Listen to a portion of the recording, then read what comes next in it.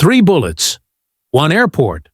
1 black woman the system thought was just another traveler until she stood up bleeding and declared, "You just shot a federal judge." What happened next didn't just end a career, it put the entire system on trial. Stay curious, because this story will shake what you believe about power and justice. Hit subscribe, like, and share. Don't miss the voices they tried to silence. The hum of Atlanta International Airport was the ordinary music of travel 300,000 people moving through in a single day. Voices rising and fading, wheels of luggage clattering across the tile floor, the steady chorus of boarding calls echoing overhead. For Judge Amara Holt, who had deliberately dressed in faded jeans, a soft gray sweater, and sneakers blending into the crowd like any other traveler, there was nothing ordinary about this flight. She had left her black robe folded neatly at home. She carried no badge, no staff, no sign of the authority she held as one of the youngest judges on the United States Court of Appeals. She wanted for one day to feel the system as her nephew once did when he was pulled from a boarding line for nothing more than a hoodie and a nervous blink. As she inched forward toward the checkpoint, her boarding pass tucked in her pocket, her steps unhurried. She was already rehearsing the small human gestures smile at the attendant. Nod politely. Follow every instruction exactly because she knew from years of cases how quickly compliance could be rewritten as defiance if the wrong eyes watched the wrong way. What happened next unfolded not in hours or even minutes, but in less than 30 seconds. It would leave a scar across her arm and across the nation. Officer Brent Keller, stationed at the checkpoint, was a man in his late 30s with broad shoulders but sharper nerves. His training drilled into him with slides and scenarios that taught him to see threat where none existed. As Amara stepped through the scanner, a faint beep sounded, not because of a weapon, but because of a single coin she had forgotten in her coat pocket, an old silver dollar her father once gave her for courage. And the sound was enough to tilt his suspicion. His eyes narrowed. His hand shifted toward his holster. He barked, "Step aside," in a voice that ricocheted across the terminal, silencing the chatter of a mother, soothing her child, pausing the footsteps of a businessman rushing for his gate, making the old man at the back of the line adjust his hat with a frown of recognition. Amara complied, moving exactly where he directed, her palms open, her breath steady. But inside she felt the familiar chill, the same one she'd heard in testimony after testimony. A chill that whispered, "It doesn't matter who you are. They only see what they've been trained to fear." She raised her hands higher. Her eyes met Keller's. In that instant, she decided to retrieve her boarding pass from her pocket. Slow, deliberate, careful, a movement so ordinary it should have been invisible. But to him, it was a spark in dry grass, and the fire spread instantly. His weapon was drawn before her fingers even found the edge of the paper. His shout cracked louder than the intercom "Hands where I can see them," though her hands were already visible. Though her voice was calm as she said, "I'm complying." Though every bystander knew they were watching something tilt dangerously off balance. Then came the sound that tore the morning apart, 3 shots, each one a fracture in the air. First, a bullet whistled past her ear and buried itself into the ceiling tile above the metal detector, showering dust. Second, a round ripped through the fabric of her sleeve and carved a burning line across her arm, shallow but bloody, leaving crimson dripping to her wrist. Third, a shot cracked against the tile floor, fragments flying just inches from a teenager crouched against the wall with his phone clutched like a lifeline. People screamed, ducked behind vending machines, pressed themselves against pillars. TSA agents froze mid-command, as if the script had dissolved in their hands. Through the haze of gun smoke and ringing ears, Amara did not collapse. She did not scream. She remained standing, her coat torn, blood blooming across her arm. In the silence that followed, a silence so heavy it seemed to crush every other sound, she spoke. Not loudly, but with a clarity sharper than the bullets themselves. "You just shot a federal judge officer." Her voice was a verdict slicing through disbelief. At those words, Keller's grip trembled, his knuckles white around the gun, his chest heaving. Suddenly, the woman he had profiled as threat was not an anonymous passenger, but Judge Amara Holt, whose rulings he had probably never read, but whose authority reached far beyond his badge. The crowd leaned forward in stunned recognition. The teenager whispered, "She's a judge." Others exchanged looks that carried the weight of centuries. Amara, bleeding but unbroken, held her gaze steady on Keller. She asked the question that would outlive the morning, the question that would echo through courtrooms and headlines. "What exactly did you see that made you pull the trigger?" Though her arm throbbed and her sleeve clung wet to her skin, her voice carried like law itself, undeniable, unforgettable. The opening act of a reckoning no one in that airport could stop. The echo of those 3 bullets still clung to the air.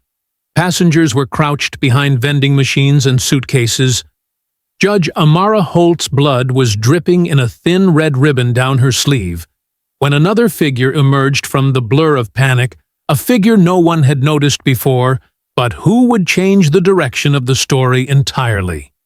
Jordan Reyes, 24 years old, TSA trainee, son of a Dominican nail technician, and a truck driver from Jackson Heights.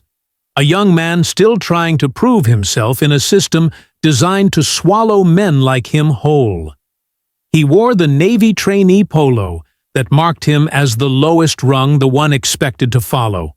Orders not challenge them, but his upbringing had taught him to see silence as complicity. And in that terminal, in that moment, silence was already sharpening into a weapon.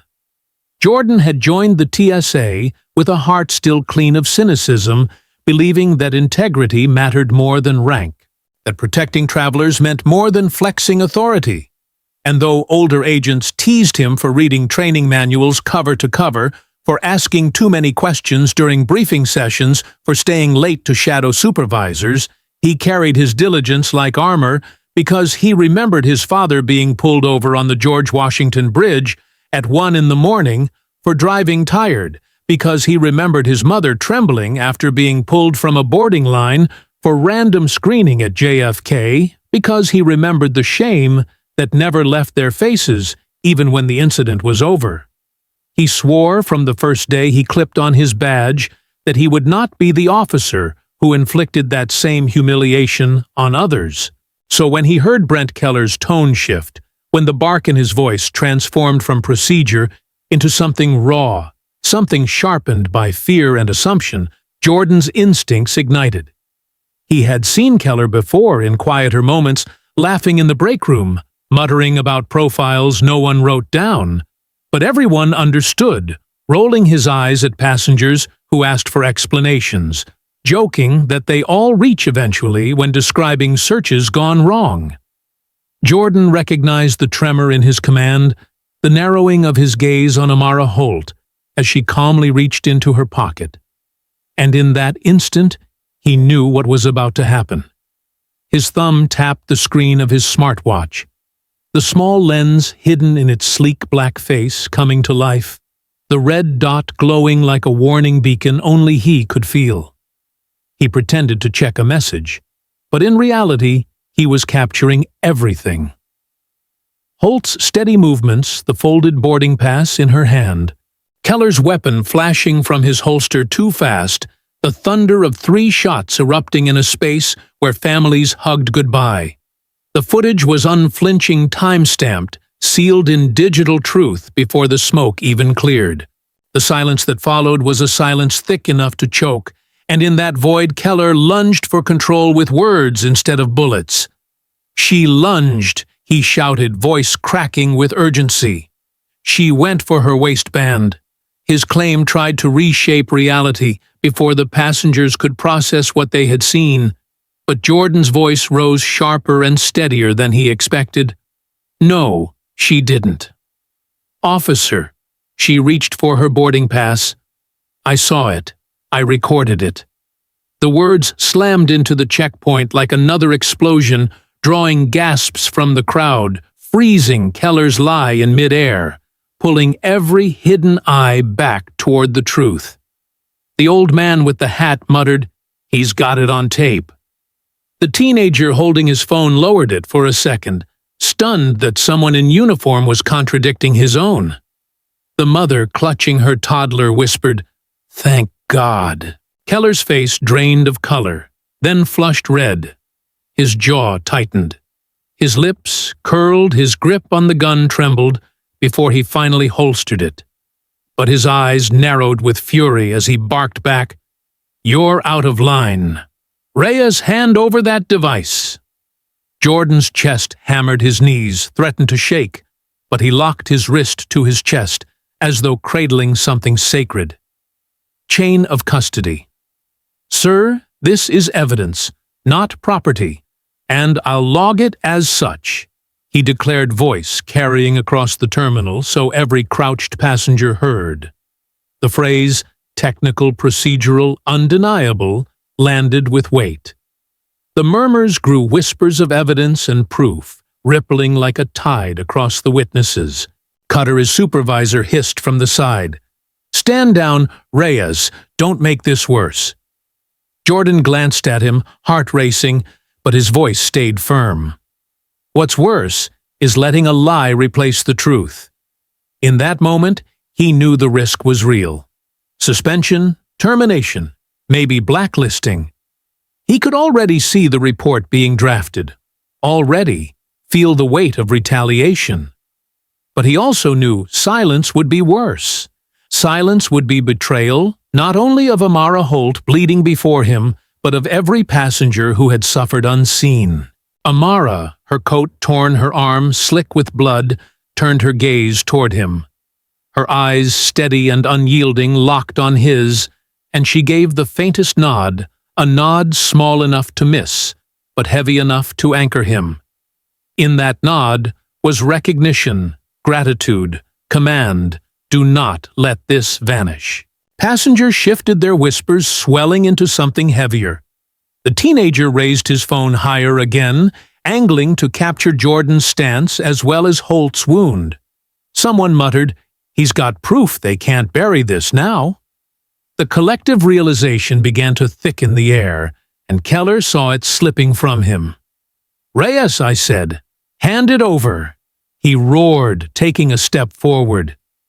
Jordan held his ground, sweat stinging his temples, his voice cutting back. "You'll get it logged, sir, but not erased." By then, the upload had already begun. 37 seconds after the final shot, the footage was streaming to a secure cloud folder Jordan had set up months earlier for training notes, but now it was his lifeline. 2 minutes later, while paramedics pressed gauze to Holt's arm and tried to coax her onto a stretcher, Jordan ducked into a staff corridor, fingers trembling as he forwarded a copy to his private account, whispering a prayer his mother once taught him in Spanish, "La verdad nos hará libres." The truth will set us free. By the time Cutter cornered him demanding the smartwatch, by the time supervisors scribbled down their first notes, by the time Keller rehearsed his claim of a sudden aggressive move, the evidence was already beyond their reach. The lie was fractured before it could harden into official record. What Jordan did in those minutes would ripple outward for weeks. His defiance would cost him suspension, isolation, interrogation. But in the moment standing in that terminal, he felt something different. Not fear, but clarity. The clarity that comes when a man knows his choice might ruin him, but silence would ruin more. The clarity that told him history would remember not his badge number, but his refusal to bow. Later reporters would call him the witness who wouldn't stay silent. Activists would replay his words alongside the footage. Attorneys would cite his act as the fulcrum that turned a routine incident into a national reckoning. But in that terminal, in that breathless pause between bullet and bandage, it was simpler. A young trainee chose truth over obedience, evidence over erasure, justice over job security. And because he did, Judge Amara Holt, bleeding but unbowed, was no longer standing alone. 93 seconds of raw footage preserved by a trembling thumb on a smartwatch would soon travel farther than any passenger boarding at Gate 12. It would cross courtrooms, committee hearings, headlines. It would shake the foundations of power in ways no one at Atlanta International could have imagined that morning. But for Jordan Reyes, in that instant, all that mattered was that the system's oldest ally, silence, had lost, and the truth had already taken flight. The smoke from Officer Brent Keller's weapon still clung to the recycled air of Atlanta International. The acrid tang burned the nostrils of travelers crouched behind suitcases and vending machines, and the silence that followed Jordan Reyes's defiant declaration felt like a taut wire ready to snap. Then it did snap, not with more bullets, but with a boy's voice, high-cracking, unafraid. Did he just shoot a judge? The teenager, no older than 15, stood half-hidden by a column near Gate 12, his phone held up like a shield, his words slicing through the stagnant hush, sharper than gunfire. Heads turned, whispers, erupted passengers who had been too paralyzed to breathe, now found their voices, their outrage, their courage. He said, "Judge," did he say. "Judge," one woman asked, clutching her toddler to her chest, the child's small hand tangled in her sweater. "I saw her papers. She had a ticket in her hand," muttered an older man with a cane, his voice thick with disbelief. The murmur spread like a fuse, catching flame. A dozen phones lifted higher, their lenses blinking red lights that testified to a story bigger than any one person could carry. And in that instant, the terminal itself shifted, no longer a sterile space of compliance, but an impromptu courtroom where authority faltered and truth began to rise. Kellar, his face pale beneath the flush of anger, barked again. She lunged, she resisted, but his words landed limp against the wave of voices rising around him. "That's not what happened," shouted a woman in line for Gate 14. "We saw it," echoed a man in a suit, his phone pressed to his ear as he told someone, "Send this to the press now." Every denial Kellar tried to utter was drowned in the sound of dozens of ordinary witnesses refusing to be gaslit. The script he knew by heart, suspect, resists officer fears, force justified, was crumbling under the weight of cameras and human conviction. He had pulled the trigger, but the crowd had pulled the veil. Paramedics finally pushed through red bags slung over their shoulders, sneakers squeaking on the polished tile. They dropped to their knees beside Amara Holt, their hands already reaching for gauze and compression bandages, radios spitting, clipped urgency gunshot wound female mid-40s conscious, but bleeding. But before they could press their hands to her arm, she lifted her good hand, her face drawn, but her eyes sharp, and said in a voice that froze, "Even them." "Not yet. Not until you log every body cam. Every phone recording, every witness name. Nothing misplaced, nothing misfiled, nothing edited." The lead medic faltered, his glove hovering inches from her wound. "Ma'am, you're bleeding. We need to treat you first," he stammered, but she did not waver. "You will treat me after. Evidence first protocol. Second, do it." Her words struck the crowd with awe. The sight of a bleeding judge prioritizing truth over her own pain. It was resilience, but more than that, it was indictment, an insistence that the system would not write the story without the facts standing in place like anchors.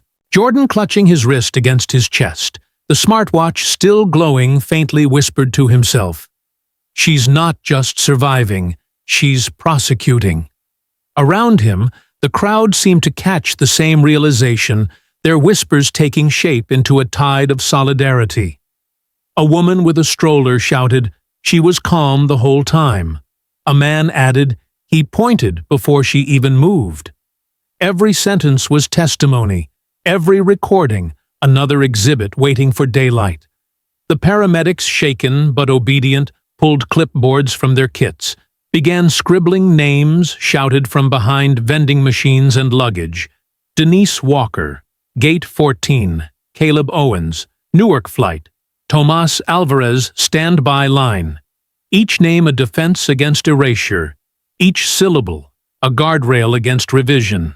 The teenager's phone caught a frame that would later circle the globe, Amara Holt sleeve, torn blood, staining the gauze her chin raised as she told the paramedics to preserve the record before preserving her life. It was the look of someone too used to seeing evidence vanish, too experienced to trust procedure alone. That still image, steady eyes, bleeding, arm unbroken voice would become the banner of outrage when news networks aired it that night, when social media hashtags swarmed the feeds, when law professors pointed to it in classrooms and said, "This is what systemic failure looks like, and this is what accountability sounds like." Keller tried again to regain the ground slipping under him, his voice rising desperate. "Everyone needs to clear this area. You're interfering with an investigation," but the words were hollow, brittle, powerless against the crowd's new rhythm. "You shot her," someone shouted back. "You can't silence us," another said. Every camera lens tilted toward him like a jury, delivering its verdict. For the first time in his career, his badge was not a shield, but evidence. Every twitch of his jaw captured every deflection, immortalized in pixels he could not confiscate. Amara exhaled the pain seeping into her body, now that adrenaline dulled, but her voice remained steady. "Keep filming. Don't stop. History is written in the moments they hope you forget." The teenager nodded fiercely, his phone still raised. A woman whispered to her neighbor, "She's bleeding out, and still protecting us." The crowd, once fragmented, once fearful, had awakened into a collective no longer bystanders, but jurors, guardians of the narrative. The terminal transformed. It was no longer a place of departure, but a stage of reckoning. Strangers became witnesses, phones became gavels. The air thickened with the sound of truth, refusing to be buried. A judge, bleeding but unbowed, demanded evidence before aid. A trainee, trembling but resolute, had preserved 93 seconds of raw footage. And now the crowd, awakened from silence, carried the weight of testimony in their voices, their cameras, their outrage. In that charged space where fear had once dictated obedience, a revolution of accountability was born. And though no one knew it yet, those minutes in Atlanta International would ripple outward into headlines, hearings, and history books. But for the people in that terminal, for the witnesses who refused to look away, it was simpler. They had seen injustice, they had recorded truth, and they had awakened as one. The terminal still buzzed with outrage, passengers whispering, cameras recording, paramedics finally pressing gauze to her arm. But inside Judge Amara Holt's mind, as the blood pulsed warm through the bandage, a colder memory rose, one she had carried for nearly 4 decades. It was the summer she turned 7. South Atlanta, a sticky afternoon when the air smelled of cut grass and diesel fumes, when her father, Leonard Holt, came home from his shift at the recycling plant, with his boots still dusty and his shirt streaked with sweat, only to find 2 police cruisers waiting outside their small brick house lights, spinning red and blue against the peeling paint. The charge was failure to appear over a jaywalking citation mailed to the wrong address. But the officers didn't pause to explain, didn't care that Leonard had never even received the notice. They cuffed him in front of his children, in front of Amara, clutching her doll on the porch, in front of neighbors peeking through screen doors. And though her father didn't fight, didn't raise his voice. They shoved his head against the car hood, with a force that left a bruise Amara would later trace with her small fingers during visitation. He spent 6 nights in county lockup before a judge released him, but by then he'd lost his job. His dignity fractured, his name whispered as if he were dangerous. Amara never forgot the silence that followed, the way neighbors looked away instead of asking questions, the way her father walked slower after shoulders bent, as though apology was stitched into his spine. Her mother, Patrice, carried her own silence, one heavier than Leonard's. Patrice had been 2 years into law school at Howard, a star student with a voice professors called razor sharp, but after Amara and her brother were born, she had to juggle night shifts at a diner, commuting on 2 buses, studying between serving tables. She made it nearly to the end of her 2nd year, but the job applications she submitted to internships came back with thin rejections, not for her grades, not for her work ethic, but because firms told her sometimes bluntly, sometimes with a smile, that hiring a black mother of 2 without a car, without connections, was too much of a risk. She dropped out, re-enrolled in a paralegal program, and built a life in the shadows of the very courtrooms she had once dreamed of commanding. She never complained, never cursed the system, but she did look at Amara with fire in her eyes and say, "You get in that room one day, and you don't wait for permission to speak." Amara, young but listening, absorbed the words like gospel. By 15, she was already correcting her civics teacher on constitutional law, quoting passages she'd memorized from her mother's old case books. By 19, she was top of her class at Spelman, majoring in political science nights spent in the library poring over trial transcripts instead of parties. At 26, she was the youngest public defender in Fulton County, working 12-hour days for clients whose only real crime was being poor and black in a system built to see both as synonymous. She fought tooth and nail for teenagers who looked like her cousin Jamal, for mothers who had no lawyer, until she walked in the room for men who had already been sentenced by public opinion before the gavel struck. Her victories didn't make headlines, but each one etched steel into her spine. Each one carried the echo of her father's bruise and her mother's abandoned books. Her rise was fast, but never flashy. She didn't chase cameras, didn't splash her name across billboards. She let her record speak for her, her rulings precise. Her arguments measured her tone, calm but unyielding. When she was nominated to the United States Court of Appeals, at 38, progressives cheered, legal journals wrote op-eds, and news anchors hailed her as the face of a new generation of justice. But she did not bask in the glory. She took her oath with her mother's hand pressed against her back, and her father's old work gloves folded in her purse. Silent honors that meant more than applause. Yet the higher she climbed, the more invisible she sometimes became. At judicial conferences, she was mistaken for an aide. At white shoe law firms, junior partners asked where she had clerked, assuming it wasn't federal. In restaurants, she was either ignored or overserved, never simply acknowledged. In airports, no one saw the black robe folded in her carry-on, only a black woman in sneakers and a hoodie. She had learned something dangerous about America. It loved the idea of a strong black woman so long as she stayed palatable, exceptional but not disruptive, powerful but not political. So she made herself small, wore her anonymity like armor until moments like this. Moments when a bullet tore through the illusion, forced her to stand fully visible. Now bleeding in a terminal filled with cameras and whispers, she remembered every piece of that history. She remembered Leonard's bowed head, Patrice's whispered vow, the case files she once carried through crowded courthouses, the young clients who thanked her even when they lost because she had made them feel human in a room that didn't. She remembered the nights she sat alone at her desk, drafting opinions that she hoped would bend the arc of justice a little straighter, even if her name never left the footnotes.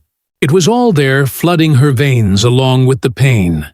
It was why she raised her hand to halt the paramedics, why she demanded evidence before treatment, why she looked at Jordan Reyes and nodded for him to hold the line. She knew what vanished evidence did to a family, how it stole 6 days of freedom from her father, how it stole a career from her mother, how it stole futures from clients whose innocence was buried under paperwork, mislabeled or testimony misfiled. She had sworn since childhood that she would not let the system devour the truth without a fight. And so, as the crowd of passengers whispered, as phones documented, as paramedics scribbled names into clipboards, she was not only the victim of 3 bullets, but the heir of generations silenced by lies. Her father's arrest, her mother's unfinished degree, her own relentless path from paralegal's daughter to federal judge, all of it converged in that terminal. And as she sat upright, blood-soaking gauze, she knew one thing with bone-deep certainty. They had not just shot at a woman in a hoodie. They had shot at a lifetime of resilience forged by injustice.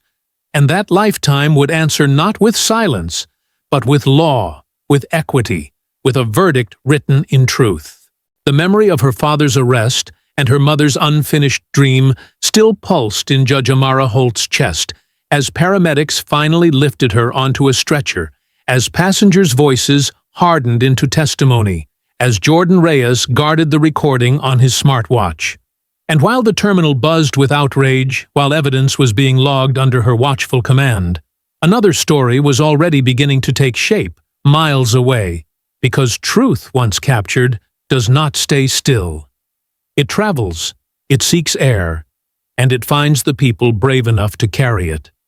One of those people was Selena Cross, 31-year-old investigative podcaster, a name known not in glossy magazines or primetime news, but in the raw, restless corners of the internet where corruption is dissected like a crime scene and where careful voices can cut deeper than shouting pundits.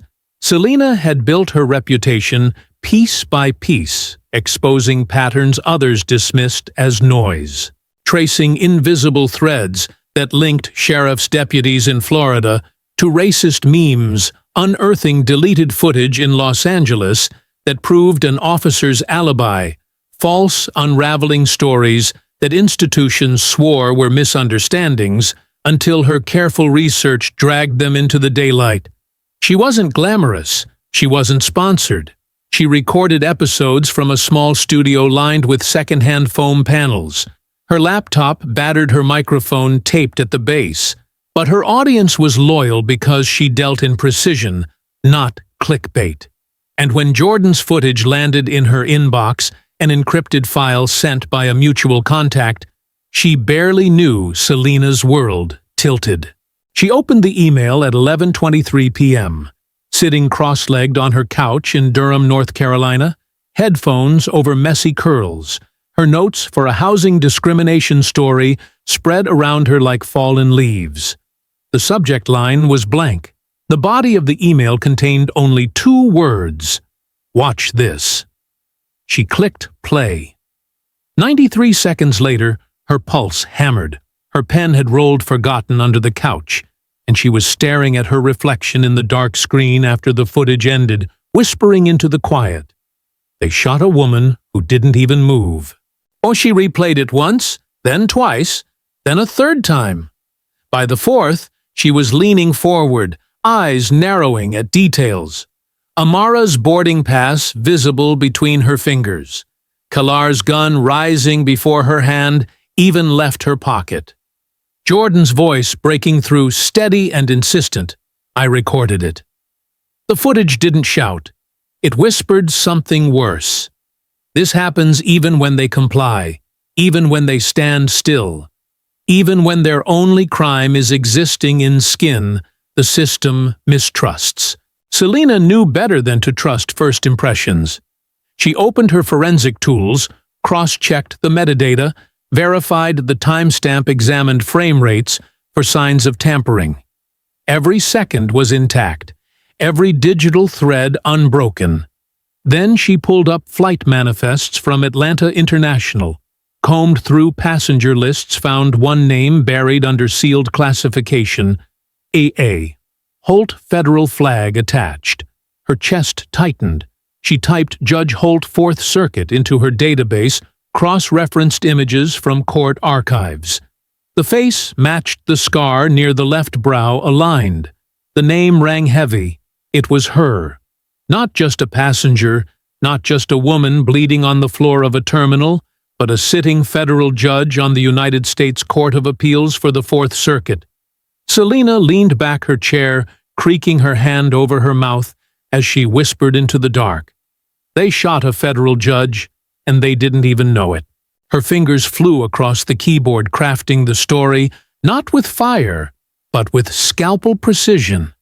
Her headline was not sensational, it was surgical. They shot a federal judge, not a threat. She embedded the 93-second clip in full, unedited, framed by context, by law, by precedent. She explained who Amara Holt was, what she represented, why this mattered beyond one terminal. She cited the 4th Circuit's history of civil rights cases, her rulings on due process, her dissenting opinions that warned of unchecked authority.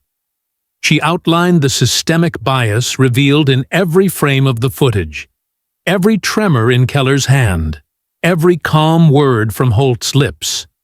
When she hit publish at 1:47 a.m., she did not add hashtags, she did not send a press release, she simply let the story breathe into the digital night. But the night was not quiet. The story caught like sparks in dry grass. Within 5 minutes her post had 2,000 shares. By the time she refreshed it was at 8,000 by dawn, it had crossed 100,000. Hashtags bloomed across platforms. Just judge shot. I chucked not a threat. Chuck your gate 12. Chuck drowning to Holt truth. CNN anchors scrambled to verify MSNBC booked emergency panels. Even Fox News, reluctant but unable to ignore, flashed a banner, federal judge shot at Atlanta International. Social media swarmed with the still frame of Holt's sleeve torn blood, staining the gauze chin raised. It was posted alongside Jordan's voice, clipped from the footage. I recorded it, a refrain that became both shield and sword for those who had long been told their eyes had deceived them. Selena's phone buzzed relentlessly. Journalists begging for interviews, lawyers requesting access, activists asking how to amplify. She ignored most of it, her focus locked on maintaining the integrity of the evidence. She mirrored the video across servers, uploaded backups to encrypted archives, shared copies with trusted allies in case takedowns began. She knew the system's reflex wasn't only bullets and lies, it was also erasure, and she refused to let 93 seconds vanish into digital ash. By sunrise, Amara Holt's name was trending not because of her rulings, but because of her wound. But the narrative was not hers alone anymore. It belonged to the witnesses, to Jordan, to the teenager who shouted the truth to the passengers who logged their names on clipboards. It belonged to the crowd awakened in the terminal, and it belonged now to Selena Cross, the journalist, who connected the dots, who translated raw video into irrefutable context, who turned one officer's reflex of fear into a national reckoning. What spread across the country overnight was more than outrage. It was recognition. Recognition that if a federal judge could be shot while standing still, no title, no compliance, no calm tone could shield anyone else. Recognition that silence had been the weapon of choice for too long, and that recording, verifying, publishing, those were now the tools of survival. By the time morning flights departed from Atlanta International, the story was already airborne, carried not on boarding passes, but on hashtags, not on luggage, but on voices, and the system that once thrived in shadows was now bathed in a light it could not dim.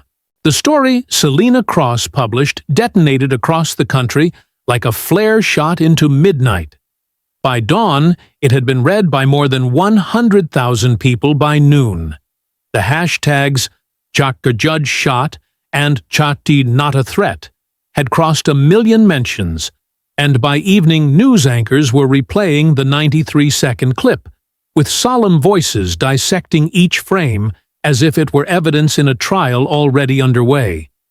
Yet even as outrage swelled and solidarity deepened, the machinery of institutional self-protection began to grind into motion, slow but ruthless, because the system had survived generations not by acknowledging its failures, but by punishing those who revealed them.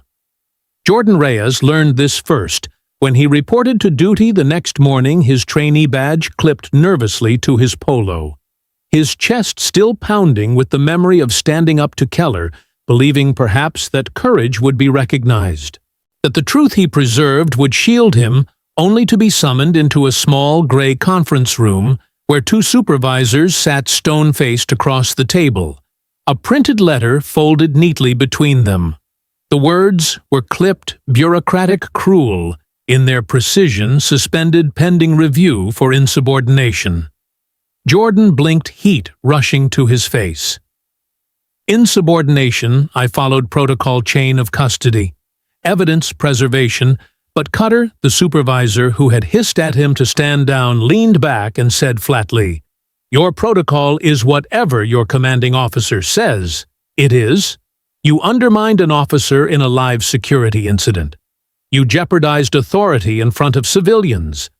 Jordan's throat tightened, his mind racing with the irony authority had already been jeopardized by the 3 bullets that grazed a federal judge, yet somehow the punishment fell on the man who refused to lie.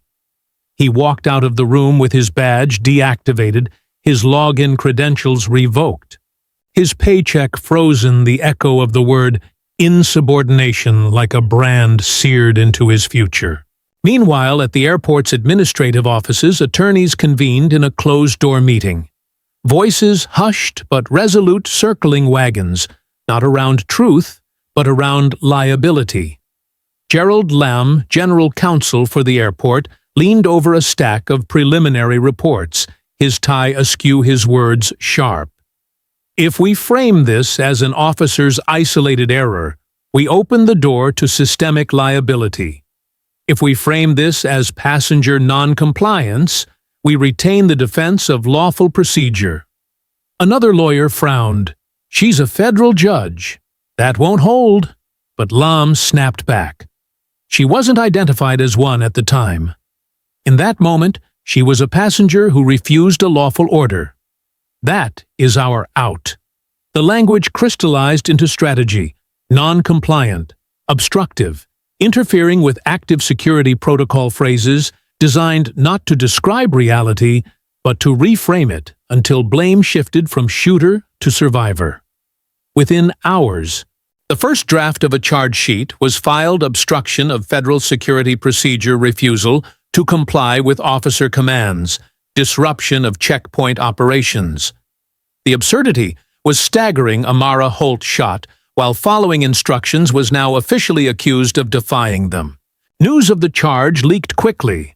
Selena's inbox flooded with tips from clerks, horrified by what they'd been told to sign, and by the following morning, cable news was running split-screen segments on one side, the footage of Holt, standing calm, reaching for her boarding pass, then staggering under a bullet's graze. On the other, the text of the obstruction charge in cold, bureaucratic type. Anchors' voices bristled with disbelief. Obstruction against a woman who never raised her voice.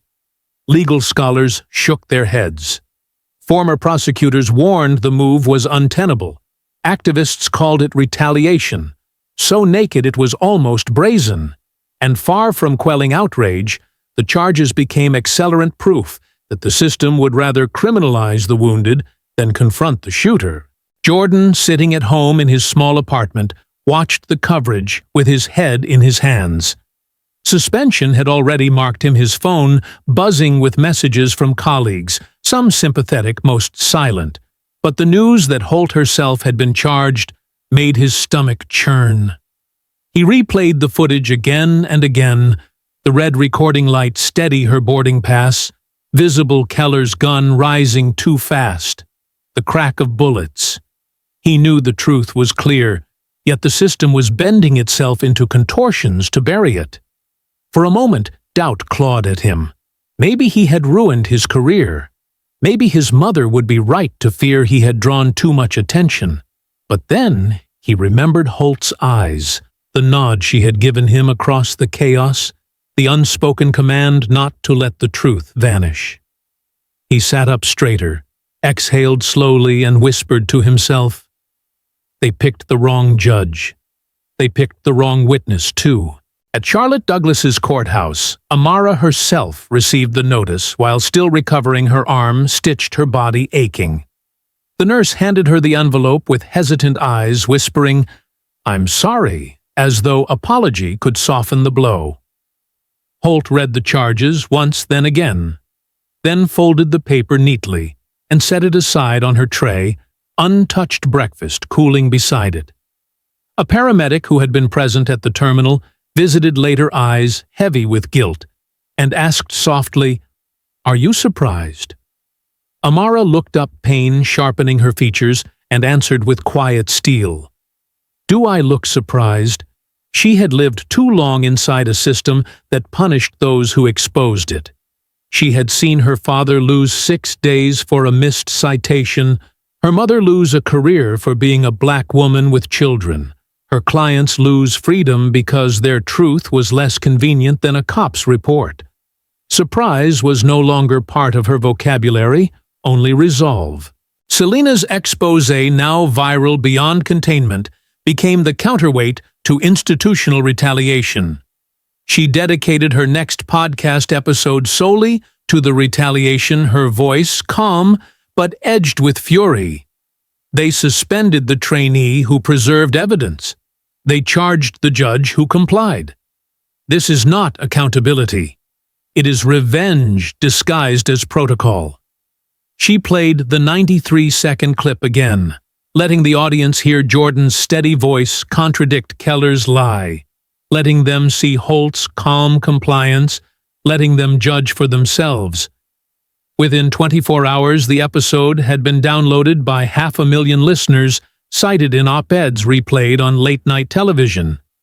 And far from silencing the story, the retaliation made it impossible to ignore. By the end of that week, petitions demanding Jordan's reinstatement gathered over 200,000 signatures. Law professors filed amicus briefs condemning the obstruction charge as unconstitutional. Members of Congress tweeted outrage calling for investigations, and most damning of all, a coalition of civil rights lawyers announced they would represent both Holt and Jordan pro bono, declaring in a press release, "If standing still with a boarding pass can be branded obstruction, then no American traveler has rights at all." The institutional attempt to muzzle witnesses and criminalize victims had backfired spectacularly. Instead of burying the story, it gave it sharper edges, clearer villains, higher stakes. Jordan, once a nameless trainee, was now a symbol of integrity under fire. Holt, once just another black woman in a hoodie at an airport, was now nationally recognized as the judge who bled for evidence. And Keller, once shielded by union and badge, was now the face of fear weaponized against innocence. The machine of retaliation had miscalculated. It believed silence could be enforced, that fear could scatter witnesses, that titles could be turned into shackles. But what it produced instead was momentum, solidarity, and scrutiny at a scale it had not anticipated. And as the week closed, one truth settled over every office drafting memos, every newsroom playing the footage, every citizen sharing hashtags. The system had fired bullets. Then it fired charges, but both had missed their mark because the story, the truth, the reckoning had already escaped their grasp. The ink on the obstruction charge was barely dry. Jordan Reyes's suspension letter still sat folded in his jacket pocket. Social media still burned with hashtags that refused to die when Judge Amara Holt, lying in a hospital bed with her arm stitched and her body wrapped in sterile bandages, decided the time for waiting had ended. At 3:42 in the morning, she dialed a number from memory. Her voice calm, though fatigue pressed heavy on her chest. Judge Raymond Hartley. This is Holt. Invoke procedural code 908. B. Initiate emergency jurisdiction review. The line crackled. Hartley's gruff voice stammered, Amara, are you sure that statute is ancient? No one uses it. But Holt's reply was steel through silk. No one uses it because no one dares. I dare. And with that, the mechanism turned a clause buried in federal oversight law, dusty and obscure, granting any federal judge in good standing the authority to convene a bench session when systemic threats to constitutional rights emerged in real time. It had not been invoked in over 2 decades, not since a circuit judge once used it to halt a governor's unlawful purge of voter rolls, but now it lived again, carried on Holt's breath, signed by her name, backed by her blood. By 9 a.m., the courthouse in downtown Charlotte stirred with an energy more electric than usual. Lawyers in crumpled suits whispered in corridors, journalists clutched recorders and phones, clerks hauled boxes of files that no one had seen before. The docket listed one item-only emergency hearing on federal oversight request incident at Atlanta International Airport. It was an oddity so rare that even seasoned attorneys had to look up the statute eyebrows, furrowing lips, mouthing disbelief. She was doing it. She was dragging the system into open court before it had time to seal the vault. The hearing room, normally half-empty for routine motions, was packed wall to wall. Folding chairs lined the back, reporters elbowed each other for space, cameras rested like hungry eyes. Though broadcast equipment was banned, and in the front row sat representatives from TSA, the Airport Authority, and the City of Charlotte's legal department, their faces tight, their shoulders squared, their briefcases heavy with hastily prepared defenses. The air carried the weight of history, not yet spoken, but already forming. Then the doors opened. Silence rippled. Judge Amara Holt walked in, not in the hoodie that had marked her as anonymous prey, not in the bloodied sweater that had been cut from her shoulder, but in her full judicial robe, pressed sharp collar set like armor. Her arm was bandaged, her gait slow but deliberate, each step echoing louder than a gavel strike. Whispers darted across the gallery. That's her, the woman from the video. She's the judge they shot. She's walking, she's presiding. And for a moment, even the officials who had filed charges against her forgot their rehearsed arguments, because authority had just entered the room, and it wore blood beneath its robe. The clerk's voice cracked as he stood. This emergency hearing is now in session, presided over by the Honorable Judge Amara Holt of the United States Court of Appeals 4th Circuit. The words were a match to dry paper, igniting a ripple of gasps, murmurs, disbelief. Kenneth Bramer, TSA's regional director, adjusted his tie, sweat beading along his temple. His jaw set in defiance as he rose and said, Your Honor, with all due respect, this court has not yet verified the legal basis for such a hearing. Holt, seated now, her hands folded, looked down calmly and replied, You want the basis. Derector Section 1429B of the Federal Public Oversight Act signed into law, 1983. Granting jurisdiction to any federal judge to convene a temporary bench session when systemic threats to constitutional rights are alleged. She held his gaze. I am alleging, and I am convening. From the evidence table, her clerk wheeled in boxes, smartwatch footage, transcribed and logged complaints, once sealed and buried training documents labeled sensitive with phrases, underlined in red, non-standard compliance behaviors, hesitation indicators, profiles of interest. Holt's voice carried, We are entering into the record footage, captured by a federal trainee testimony from multiple eyewitnesses and internal training protocols that suggest hesitation around passengers. whose only deviation was calmness or confidence language that criminalizes dignity itself. Gasps rose again, reporters scribbling furiously, attorneys shifting uncomfortably as screens flickered to life, with still frames of the 93-second clip, Holt standing calm, boarding pass in hand. Kellar's weapon raised bullets exploding. The sound filled the chamber, each gunshot a nail hammered into the coffin of excuses. "Your Honor," Bramer, pressed voice brittle. "If every airport incident is treated as a constitutional crisis, we will paralyze the systems meant to protect us." Holt leaned forward, her bandaged arm resting against the bench, her voice quiet but cutting. "Protection without accountability is not safety, Derector. It is tyranny with a polite name." The words landed like thunder murmurs, rising one journalist, gasping audibly another, whispering, "That line's going to be in textbooks." She called her first witness, Jordan Reyes, his suspension still raw, his badge deactivated, but his courage steady. He walked to the stand, his smartwatch displayed on screen, metadata verified. "Did you see the complainant lunge?" Holt asked. "No, Your Honor," he said.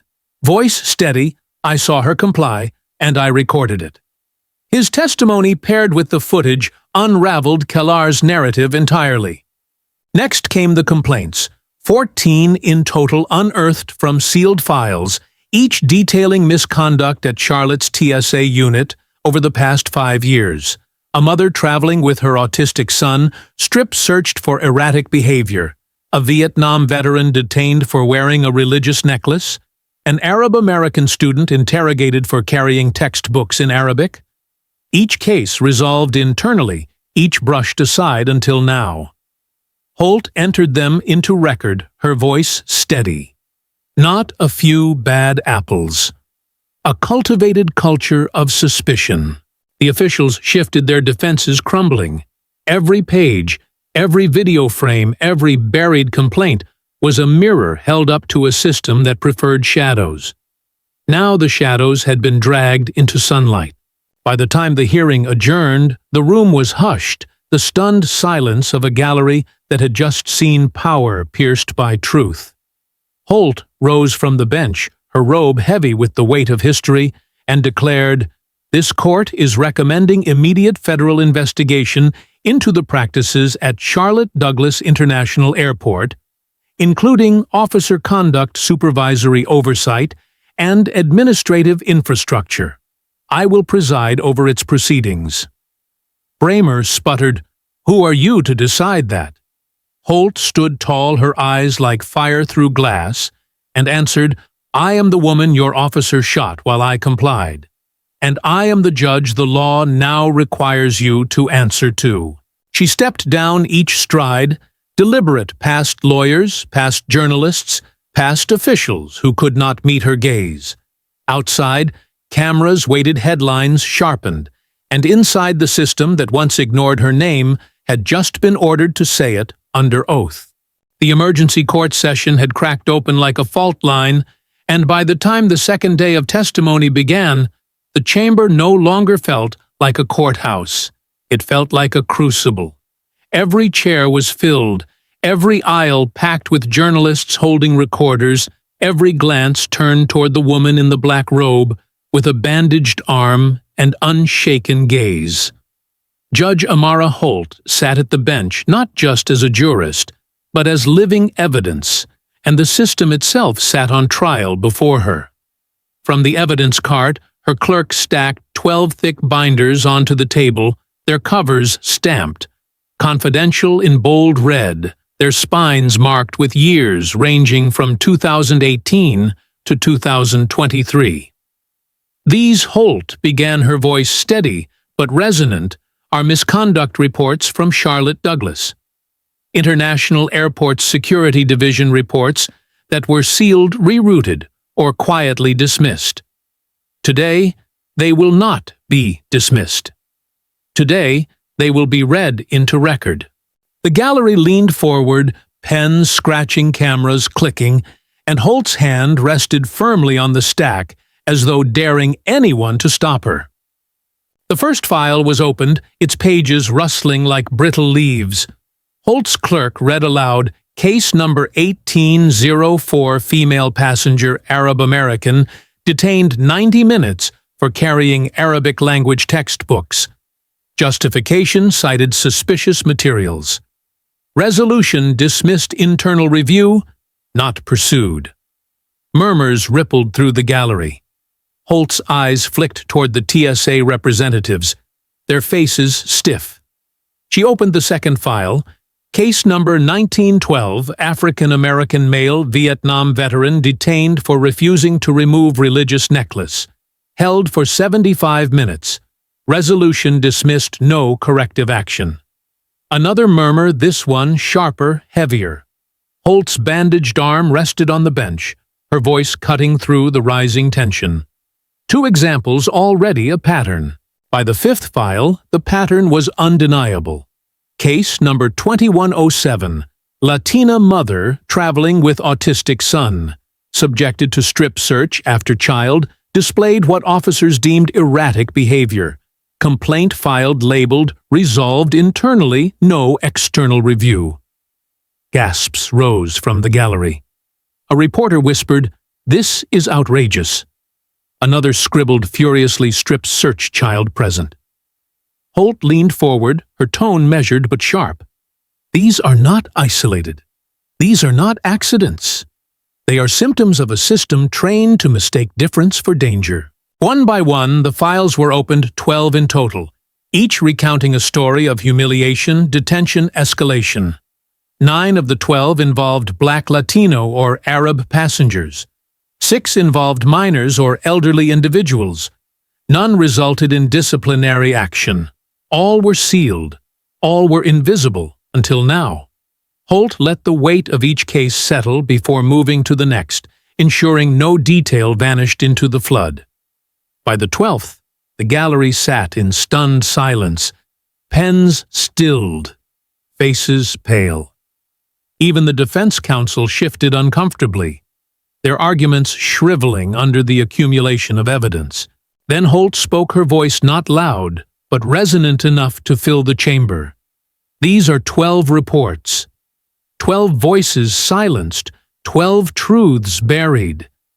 And yet, they are not 12 isolated incidents. They are 12 doors into a hallway of systemic rot. When officers are trained to see calmness as defiance, confidence as aggression, silence as guilt, they are not protecting the public. They are enforcing fear." She paused, letting the silence stretch the weight of her words, pressing into every corner of the room. "Protection without accountability," she declared, "is not safety. It is legalized fear." The phrase struck like thunder, gasps rising, journalists scribbling, one reporter whispering, "That's the line. It's history." The gallery erupted in murmurs, but Holt raised her hand and silence returned. She continued, "A badge is not a license to dehumanize. It is a responsibility tethered to the Constitution. When that tether is cut, what remains is not protection. It is tyranny dressed as vigilance. This court will not allow it." Her bandaged arm throbbed, but she did not falter. Her eyes sweeping the room, pinning each official in place. Then came the reckoning for Officer Brent Keller. The footage had already exposed him. The testimonies had already undercut his claims, and now Holt's ruling delivered the blow. Officer Keller's actions on April 9th were not those of protection, but of prejudice. His termination is effective immediately, and his conduct will be referred to federal prosecutors for review under civil rights statutes. Gasps surged again, some murmurs of approval, others of disbelief. Keller sat stiff, his lawyer whispering frantically in his ear. But the decision was irreversible. His badge, once a shield, was now evidence, and his career ended not with ceremony, but with a verdict spoken by the woman he tried to silence. Yet, Holt did not stop with Keller. Her ruling turned outward, sweeping broader, cutting deeper. This is not about one officer. It is about the structure that trained him, the supervisors who shielded him, the administrators who buried complaints, the culture that conflated vigilance with bias. Therefore, this court recommends immediate federal investigation into the Charlotte Douglas TSA unit. Its training materials, its oversight procedures, and its record-keeping practices. The era of self-policing is over. Accountability will not be internal. It will be public, transparent, and enforceable. Her words echoed against marble walls, against pen scratches, against the collective inhale of a gallery that had never witnessed a sitting judge put the system itself on trial so bluntly. Reporters rushed from the courtroom, their phones already buzzing with alerts. Judge delivers landmark ruling, one text read, "Protection without accountability is legalized. Fear, another pushed." Within hours, cable news plastered the phrase across banners, commentators repeating it like a mantra, activists chanting it at rallies outside airports from Atlanta to Los Angeles. Holt's ruling was no longer confined to the courtroom. It had become a rallying cry, a lens through which Americans reframed every checkpoint, every traffic stop, every moment where authority and fear collided. Keller's termination made headlines, but the deeper story was the system-wide investigation Holt had triggered. Subpoenas began to flow, oversight boards convened, congressional aides drafted inquiries, and while officials scrambled to contain the fallout, Holt's phrase continued to pulse through the public square, carved into signs, repeated in podcasts, quoted in sermons. "Protection without accountability is legalized fear." As Holt rose from the bench that evening, her robe heavy with the weight of precedent, the courtroom did not erupt in applause. It fell into a reverent hush, as though everyone present knew they had witnessed not just a ruling, but a hinge in history. Amara Holt, shot for compliance, had turned her wound into a verdict, her pain into policy, her blood into ink that wrote itself across the conscience of the nation. The system had fired bullets at her, then charges, then silence. But she had answered with law, with courage, with truth, and now the system itself stood under oath. Its shadowed corridors flooded with light. It could not escape. The courtroom's marble walls still hummed with the echo of Judge Amara Holt's words, "Protection without accountability is legalized fear," when the phrase began to ripple far beyond Charlotte. Within days it appeared in editorials on protest signs, in the mouths of anchors and activists alike. Within weeks, it had threaded itself into legal briefs, congressional hearings, and university lectures. And within months, it was no longer just a line from a ruling, it was doctrine. Scholars called it the Holt Principle, the standard that no security force could investigate itself, that every use of force required independent review, that transparency was no longer optional, but mandatory. National courts cited it to demand external oversight. Federal agencies under mounting public pressure convened boards staffed not by insiders, but by citizens, lawyers, and ethicists. For the first time, the system began to stare at itself in a mirror it could not shatter. The Holt Principle reshaped airports first. Every incident, from minor disputes to major escalations, now triggered automatic public reports logged within 24 hours, accessible online. Passengers could read how complaints were resolved, whether officers faced discipline, how training protocols were altered. Gone were the days when grievances vanished into sealed files. Now, every traveler became both participant and witness, armed not just with phones, but with the assurance that silence would no longer be official policy. TSA officers across the nation received new manuals rewritten with transparency clauses, bolded at the top, "Accountability is protection." The phrase once whispered in outrage was now policy stamped in ink. Jordan Reyes felt the ripple most personally. Suspended for insubordination, cast aside for protecting truth, He returned to headquarters weeks later, not as a trainee under probation, but as a reinstated officer with a new title, Ethics and Oversight Trainer.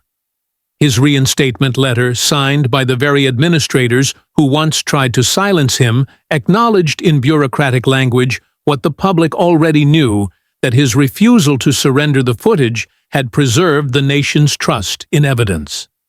He stepped into classrooms filled with recruits, most only a year or two younger than him, and told them plainly, "Your badge is not a shield from scrutiny. It is a contract with the public. If you see a lie, don't bury it, record it. If you see fear masquerading as vigilance, don't inherit it, dismantle it." His sessions were mandatory, his message unpolished but unforgettable. And when some trainees asked nervously, "What if telling the truth costs us our jobs?" Jordan would lift his wrist point to the smartwatch that had nearly ended his career and answer, "Then it saves someone else's life." Selena Cross, whose expose detonated the story into national consciousness, also found her life transformed. Her 93-second upload became a cultural fault line. Her podcast episode dissecting the retaliation reached millions, and publishers came knocking. The book she wrote 6 months later carried a title both blunt and poetic. They Shot a Judge, Not a Threat. It traced the story from Jordan's trembling thumb on the smartwatch to Holt's ruling in the Charlotte courtroom, threading in decades of buried complaints, systemic reflexes, and survivor testimonies. It wasn't just a book of outrage, it was a blueprint for reform. Critics called it incisive, relentless, a new canon of civil rights literature. College syllabi adopted it within a year. Law schools debated it in moot courts. Community book clubs read it alongside memoirs of justice. And when Selena stood on a stage during her book tour, signing copies for a line that stretched down city blocks, she always paused when young people approached her with phones raised, asking for advice. Her answer was always the same. Don't just share stories. Verify them, preserve them, weaponize them as truth. But the heart of the transformation remained with Amara Holt herself. For months after the ruling, her life was a whirlwind of hearings, panels, congressional testimony, op-eds. She refused to write interviews. She declined with polite silence. She let the Holt principle grow not from her own voice, but from the voices it empowered, because she knew movements die when they hinge on one figure alone. She had no desire to become a symbol cast in bronze. She wanted to become a precedent written in law. Still, her presence loomed in every courtroom where the Holt principle was cited, in every policy draft where independent review was mandated, in every rally where signs bore her words in bold paint. She carried the scar on her arm, not as a wound, but as a reminder of the day bullets tried to silence her, and failed. The culmination came not in a courtroom or a press conference, but in the place where it had begun, an airport checkpoint. Nearly a year after the shooting, Holt returned to travel alone. No escort, no robe folded in her carry-on, just herself, in a blazer slacks and a small leather bag. She approached security at Reagan National in Washington, her steps measured but calm, her ID tucked neatly inside her wallet. The officer at the conveyor belt looked up, recognition flickering in his eyes, his hand hesitating for a fraction of a second. Then he nodded respectfully and said, "Ma'am, please place your bag on the belt. No sirens, no guns, no sudden bark of command. Just procedure, ordinary and unremarkable." Holt complied, sliding her bag forward, stepping through the scanner. On the other side, the officer returned her ID, his voice steady. "Thank you, Judge." She looked at him for a moment, her lips curving faintly, and corrected him gently. "Just Amara." He nodded again. No weapon drawn, no fear in his eyes, just the recognition that authority and dignity could coexist without blood. That moment, The uneventful passage of a woman through airport security was the revolution. Because justice is not only the roar of a verdict or the glare of cameras, it is also the silence restored after violence has been confronted, the ordinariness reclaimed after chaos has been challenged. Amara Holt walked calmly into the crowd, disappearing among travelers, dragging suitcases, parents, soothing children, students clutching backpacks. And for the first time in a long time, the system allowed her to be what she had always demanded, an ordinary citizen with the right to move, unthreatened. And so the story closed not with spectacle but with restoration. A nation had watched 3 bullets tear open. Its illusions had witnessed a trainee defy silence, a journalist connect the dots, a judge bleed and yet preside. It had watched a phrase become a principle become policy, and policy become ordinary practice. Months later, as Amara vanished into the stream of passengers, it was clear that the Holt principle was not just law, but living memory etched into airports, classrooms, and consciousness.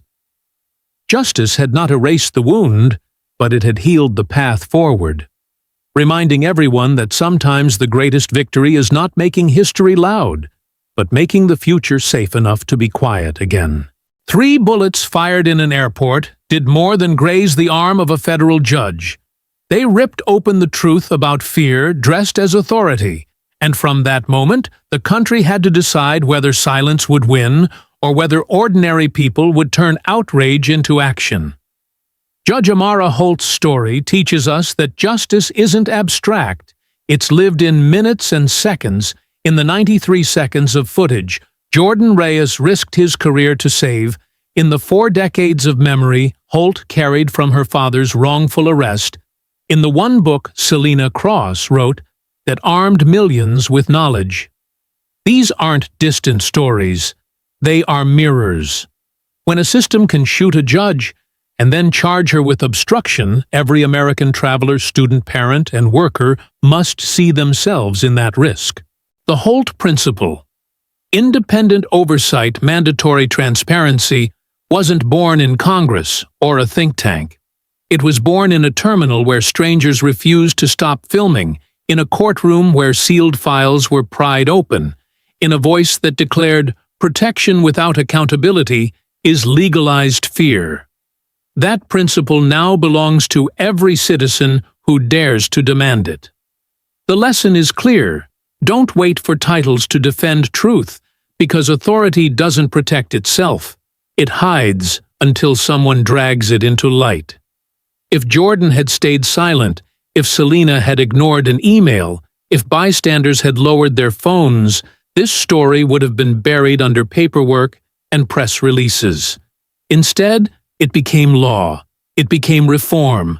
It became the quiet revolution of a judge walking months later through airport security with no sirens, no guns, just recognition. So ask yourself, when the moment comes, 3 seconds, 3 minutes, or 3 hours from now, will you be silent or will you stand? Because justice is not just the responsibility of courts, it is the daily vigilance of citizens. If this story moved you, if it sharpened your sense of what is at stake, then don't let it fade. Hit that subscribe button, like this video, and share it with 10 friends tonight. Every view, every share, every voice added is part of the movement to ensure that the next 93 seconds of injustice are recorded, exposed, and corrected before they steal another life. Together, we can make sure the ordinary boarding a flight walking home existing in peace remains safe for all.